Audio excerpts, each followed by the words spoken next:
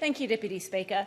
Last weekend, I went to the matinee performance of the Mount Eliza Community Pantomime, Cinderella.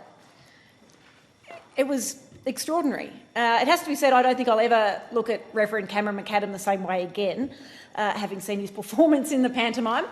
But what was extraordinary was not just the talent of people from Dunkley and further down the peninsula who were performing in the pantomime. It was the level of interaction and sheer joy from the children and the adults that were in the crowd.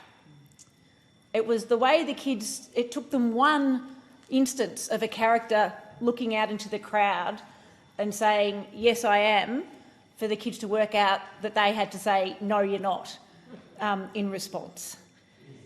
It took one slightly ribald innuendo for the parents and the people like myself and my husband to work out there was going to be enough in the performance to keep the adults entertained as well. But what it all added up to was a feeling of community, a feeling of engagement and belonging, a feeling of people all being there, being part of something together. And to me, that's what the arts and culture mean.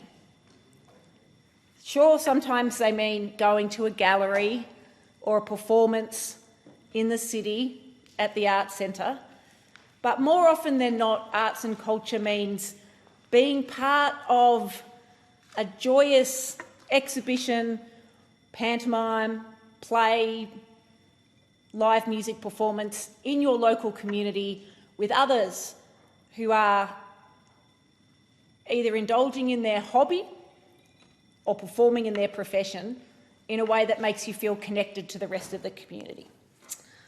And to me, that's why our new National Cultural Policy, Revive, is so important, because it acknowledges all those different roles for the arts and culture.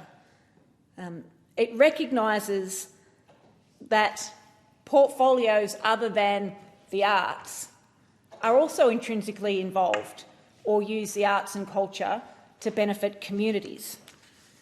Now, so when last month the Department of Social Services announced more than $1 million in funding for arts projects, one may think why, but it's because these art projects serve policy objectives in that portfolio. Like funding for projects to support young people aged 12 to 18 years, people with disability and mental health issues, vulnerable women or unemployed people, to express themselves, to get capabilities, confidence and engagement. One of the grants went to Big Heart for a First Nations youth aged 12 to 18 program in outback Western Australia, a long way away from Dunkley. But Big Heart have also run Project O in Dunkley, which was a project for young women in Frankston North to understand that they could be leaders, to change not just their lives, but the lives of others around them and their community. It's a program about resilience, strength, leadership, and it's an arts program. And that's the sort of funding that will come under Revive, which is so important for communities. The terrific Arts Envoy spoke about visiting services for people with disability and how the arts has the power to fundamentally change people's lives and build a stronger, more inclusive society. And we see that with BAM Arts in my electorate, where more than once I've been out there and tried to keep up with the dance moves of Buster and other adults with intellectual disabilities and have failed, as the video which my staff may have put up online can show.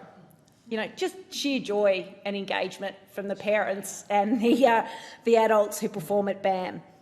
And BAM graciously hosted the Minister recently to come out and talk to locals about the value of the arts. One of the things that came out of a roundtable I held was the need for better community theatres and facilities in my electorate so that community groups can put on performances like Strictly Ballroom, which is coming up, and I will be working with the community to get those facilities as fast as we can. The question is